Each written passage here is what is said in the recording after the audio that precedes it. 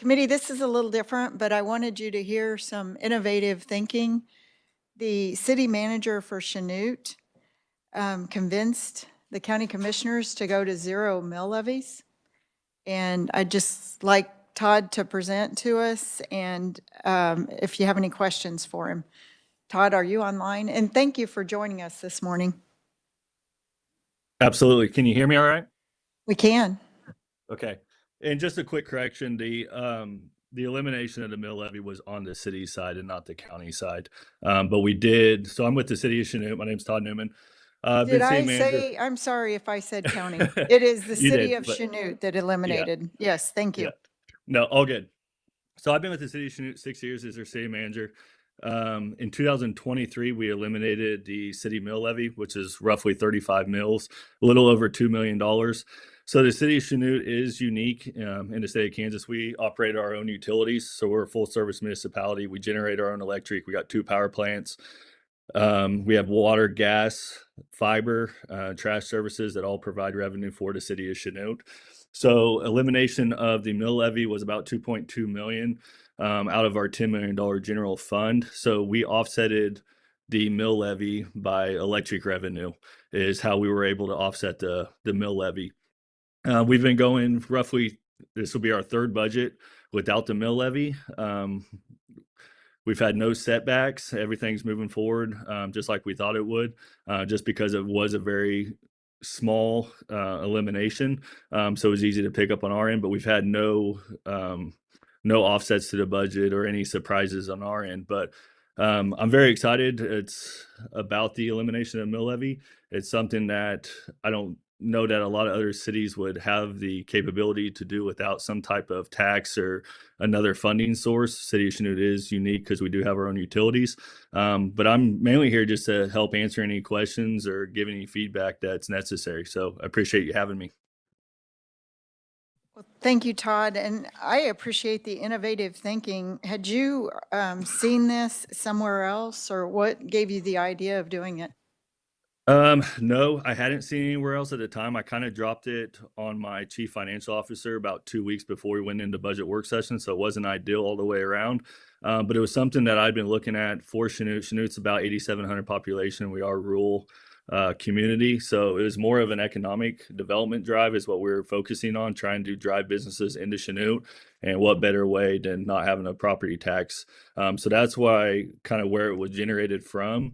I originally presented it as a phase out, a 3-year plan, but the commission thought it was a better idea just to rip the Band-Aid off and move forward with no mill levy. So that's what we did, and everything worked out accordingly. And if I may, it's a substantial decrease. It was 35 mills. Correct. So we eliminated 35 mills. We do have 7 mills still on the books, which is for our library. So we're just a pass through. But that mill levy goes to the library. But yes, we eliminated the 35 mills from the city's budget.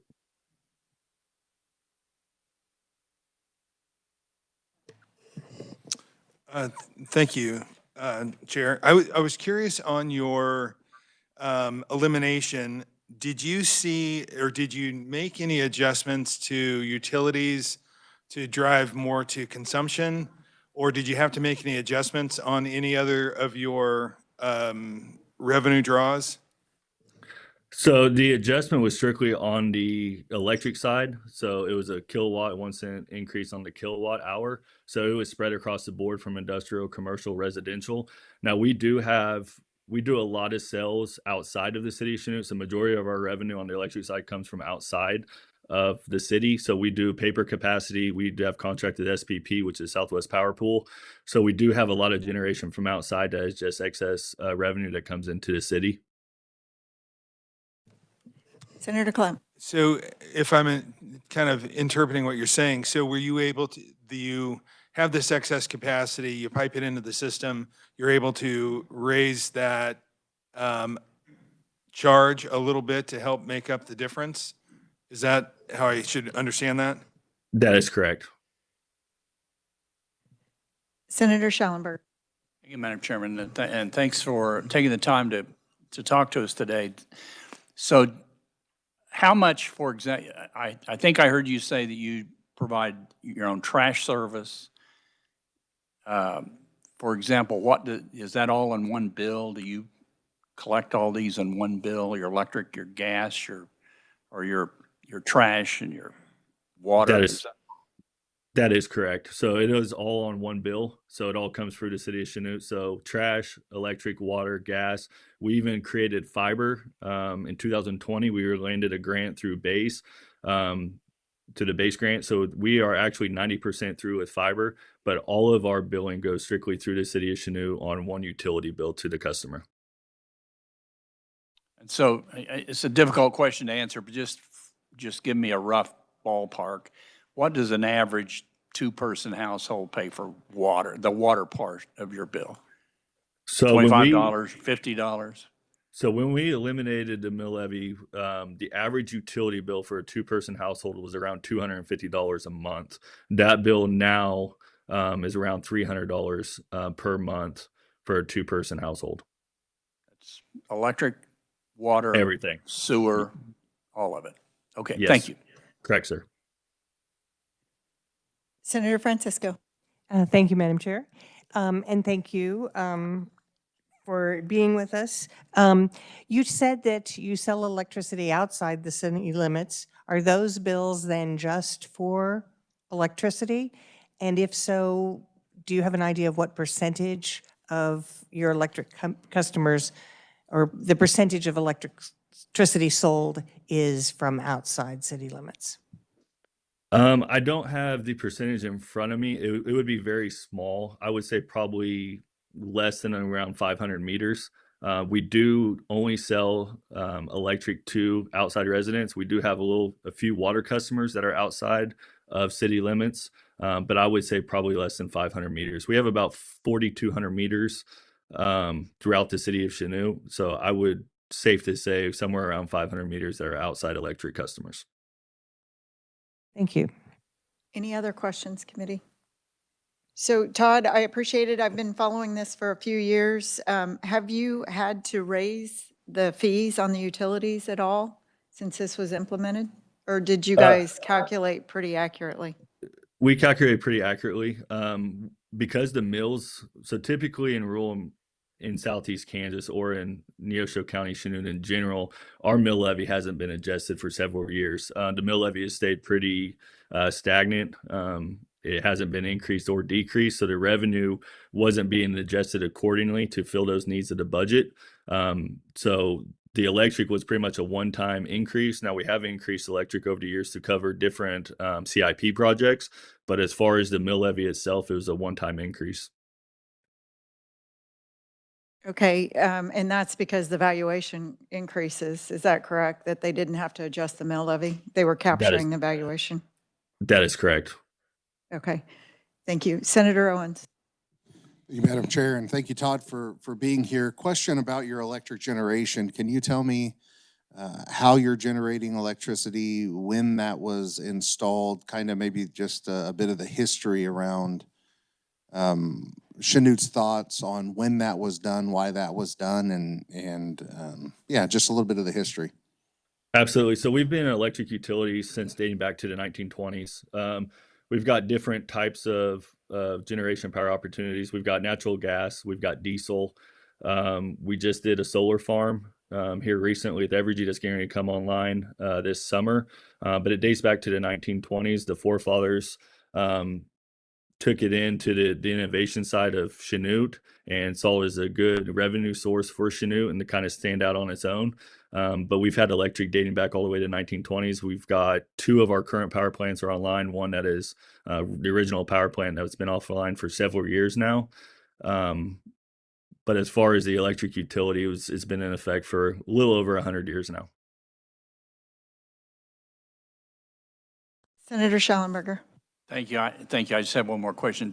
So I'm assuming you have in your budget process, you have all of these enterprises has their own budget. So you know how much water makes, and you know how much trash makes, et cetera. So can you give me a rough idea of which of those enterprises are the most profitable for the city, and are any of them not making money? So when I first took this job 6 years ago, we only had two utilities that were in the black, electric and gas. All the other ones were in the red. They were all losing money. Electric was subsidizing everything here at the city except gas. So it was subsidizing all your quality of life, which is your streets, your parks, all of that. Within the last 5 years, we've got everything in the black except sewer. And a lot of that is because we're getting ready to build a $30 million wastewater plant. But all of the so we follow cash basis law. So we treat all of our utilities as its own separate business, which is a little different than a lot of the city or county budgets. But we treat ours as a business itself. So electric is the biggest utility, roughly somewhere around 30 to 35 million is what that electric utility is. And then gas would be the second biggest. Gas is the most volatile. Due to seasons, things that happen out of our control. But the electric by far is the biggest revenue source for the city of Chinook. Any other questions? Seeing none, Todd, I am going to ask, where were you at before you came to Chanute? So I've been at Chinook for 15 years. I was the Parks and Rec Director before I took the city manager position. So I've been here the whole time. So, but I'm originally from Humboldt, Kansas. That's where I graduated high school, and then came to Chanute about 15 years ago. Well, thank you. And I know you and I had talked about that. I just wanted to demonstrate hometown guy is innovative thinking. And I hope a lot of people are listening today. So thank you, Todd, very much. No, I appreciate you all. Thanks for having me. Thank you. Committee will now turn our attention to the hearing on House Bill 2318. Amelia, will you give us an overview?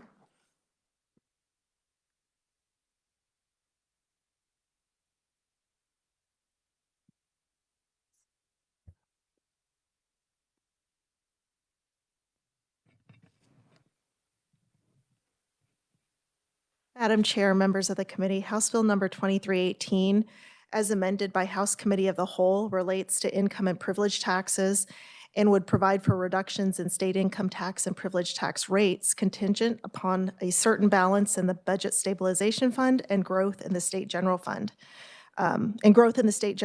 Receipts from income and privilege taxes in excess of the fiscal year 2024 amount and adjusted for inflation. For some historical perspective, it passed the House last year on March 20 of 2025. The provisions that you find in this bill were included last session in the Conference Committee report of Senate Bill 269, with a change of the percentage relating to the Budget Stabilization Fund requirement that changed the percentage from 20% to 15%.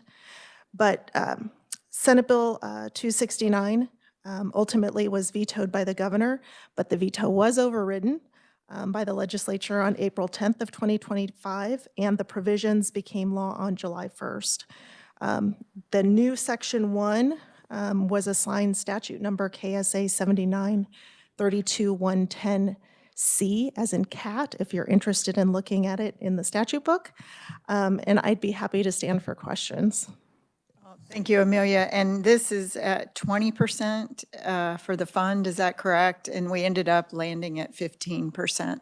Correct. Even though the Senate had passed 10% last year. I just wanted the committee to be aware of that. So, committee, any questions for Amelia? Senator Klump. Thank you, Madam Chair. So in regards to the Budget Stabilization Fund, has there been efforts done to identify what the right amount is to have in that fund from a research perspective? So that would more be a question for Eddie. And sorry to put you on the spot, Eddie. So the right amount as it relates to the Budget Stabilization Fund balance is of course a policy question for you all. The Pew Charitable Trusts have done some analysis in terms of what sort of amount in a rainy day fund, so to speak, is appropriate for different sorts of potential stress levels, and how guarded the state wants to be against any sort of revenue downturn or demand for expenditures. Those vary a lot, and as you might imagine, the exact mix of a state's revenues and expenditures also dramatically impact the state's potential exposure. And so there's a lot of variables. There are some Pew studies, though, that I can provide to the committee. Would you like to see those, Senator? Senator Clamp? Thank you, Madam Chair. So yeah, I think that would be helpful. When we start to play with 10, 15, or 20%, if there's an amount that's justified that is to have in that fund, I think that should be our starting point on how much we have the ability to draw on this fund.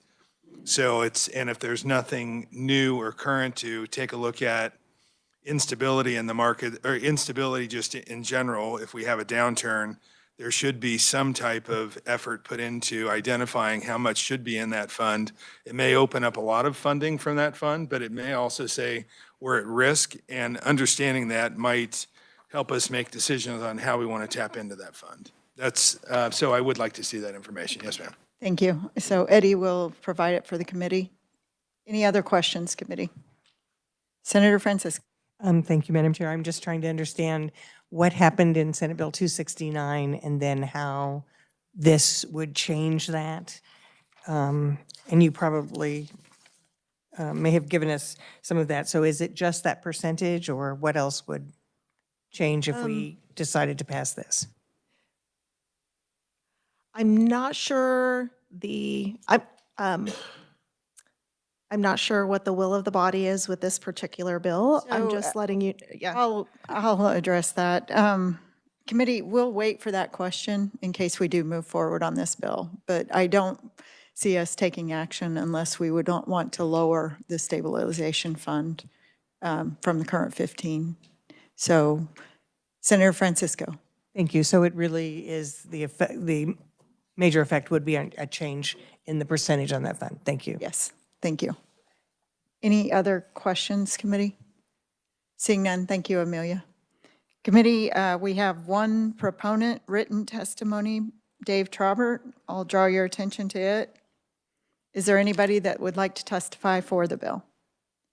Any neutral? Any opponent?